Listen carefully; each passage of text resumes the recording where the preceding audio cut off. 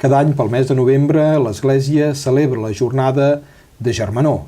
Aquesta jornada que ens recorda que entre tots, com a cristians, hem d'ajudar també al sosteniment econòmic de les nostres esglésies, de les nostres comunitats, d'allò que més estimem, que també és el lloc on ens aixopleguem tots plegats. Per parlar una mica d'aquesta qüestió econòmica de la nostra església diocesana, avui tenim aquí el senyor Robert Xifra, que és l'ecònom diocesà.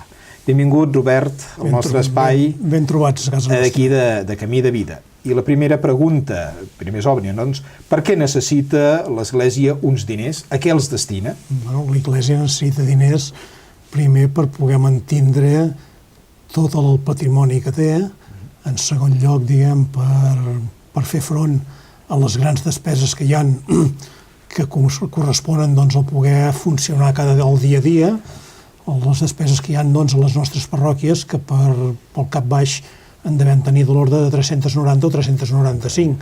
Per tant, són una sèrie molt de taulats i molts interiors, perquè també pensem que es tenen que netejar, hi ha les seves activitats, hi ha les seves assegurances, hi ha tot el tema de les despeses de llums, aigues, que tot això fa un feix que Déu-n'hi-do. Per tant, perquè doncs, puguin estar atesos els feligresos, ben atesos els feligresos, necessitem doncs, principalment doncs, el que la gent sigui que generosa. Per altre costat, també tenim que els capellans també cobren un sou, per tant hi ha unes despeses de personal, tant que el que fa refet el clergat com el personal seglar, que per tant tot això va fent feix. I tant és així, diríem que l'exercici passat, o sigui, si estem parlant de l'any 2012, hi va haver-hi un total, vàrem moure entre la cúria i les parròquies de l'ordre dels 11 milions d'euros. És una quantitat respectable, no? Molt respectables. I també hi ha una part important també de serveis pastorals, de l'atenció, tant des de la catequesis a l'atenció dels malalts, a les escoles i a la formació. Tot això ho saps molt bé tu, que doncs, les despeses de les parròquies aquestes teniu cada setmana, jo diria, l'atenció a la mainada, des de que comencen doncs, la fase, diguem, de la primera comunió, com després més endavant el tema d'esplais i coses d'aquestes. Teniu les visites a malalts, tot un seguit de coses que Déu-n'hi-do el que es porta.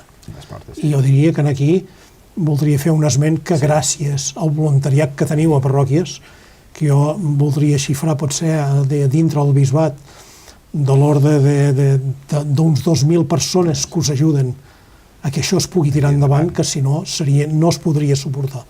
Aquesta és la pura realitat. I els ingressos, d'on provenen? Perquè, esclar, hem parlat d'unes necessitats, cobrir-les, que es van cobrint, no? Però com es financia tot això? Bueno, els ingressos provenen, jo diria, una de les parts principals de la gran generositat doncs, dels feligresos. En números rodons, o en percentatges, et diria d'aquests 11 milions d'euros, hi ha de l'ordre d'un 56% que són de les aportacions que fan els fidels. Aquí t'incloc de l'ordre del que és l'assignació tributària, que és la creueta de la renta, que jo sempre l'he considerat i es té que considerar com una aportació dels feligresos més. No és una aportació de l'Estat. Aquesta assignació ens ve a través de l'Estat, però gràcies a que els feligresos ens marquen la creueta. I per tant, entre les vacines que passeu cada setmana, més aquesta aportació, ens en devem anar de l'ordre d'un 56-57%. O sigui, aquest és el capítol principal dels ingressos que hi ha. Podria dir doncs, que hi ha altres ingressos, com poden ser doncs, el patrimoni que no es fa servir, que l'hem llogat, que d'això representa de l'ordre d'un 12%. Són pisos de renta que es cobren lloguers de renta limitada, i això ja et dic que és de l'ordre d'un 12%. I després hi ha uns serveis que es presten i algunes subvencions que hi ha que ens anem de l'ordre del 24%. Aquests grans trets són els ingressos d'allà on provenen. Suposo que la crisi econòmica també ha afectat i es nota, almenys a les parròquies també ho notem, a les col·lectes ordinàries, per dir-ho d'alguna manera. Realment es nota, es fa feixuga la cosa. Jo diria que realment és difícil que puguin mantenir el nivell que podien mantenir els feligresos 5 anys enrere.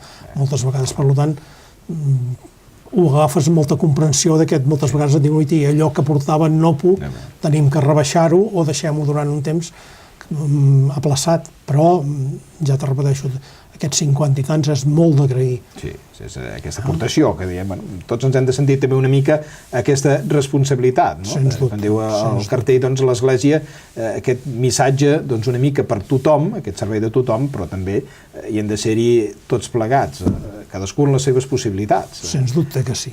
A pesar que, esclar, no és una obligació, cuidado, però sí que és haver de demanar més per poder mantindre tota aquesta estructura que hi ha i que principalment doncs, són els temples parroquials per poder-los mantenir en verdaderes condicions.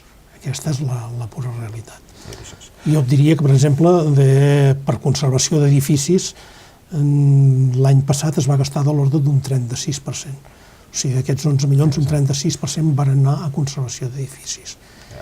I després hi havia el tema de les accions pastorals, el funcionament diari de totes les parròquies, que això es van dur de l'ordre d'un 41%. Són xifres importants. Són xifres molt importants, vull dir, esclar, amb dues partides pràcticament te'n vas a 2/3 parts de lo que has recaudat. Molt bé, doncs gràcies, Robert, per haver-nos acompanyat avui aquí en aquesta estona Aquí Meva Vida, i també doncs, una mica tens les nostres càmeres i el missatge doncs, que vulguis donar a tots els feligresos, en aquest sentit, primer de tot, de gràcies per l'aportació i que això continuem. Se'ls ha de donar les gràcies sempre, demanar-los que siguin generosos una vegada més. És allò que dius, cada any tinc que fer aquesta tasca i amb molt d'il·lusió la faig i la demano, i després dir-los doncs, que a les esglésies trobaran totes aquestes xifres i això amb uns fulletons que hi ha, que és Nostra Iglésia, que tranquil·lament el poden agafar, que ja està allà perquè el agafin, i per tant tindran allà dins la carta que fa el senyor bisbe, més aquestes dades, i unes dades també de la diòcesi, que com poden ser el tema de batismes, primeres comunions i tot això. El que no hi ha són els enterraments. Aquests els deixem a part perquè preferim anar amb coses més alegres. Més positives i que alegren una mica més. Exactament, ni més ni menys. Molt bé, doncs moltes gràcies, Robert, per haver estat aquí i compartir aquesta estona amb tots nosaltres. Gràcies a vosaltres. I a vostès, si Déu plau, ens tornem a trobar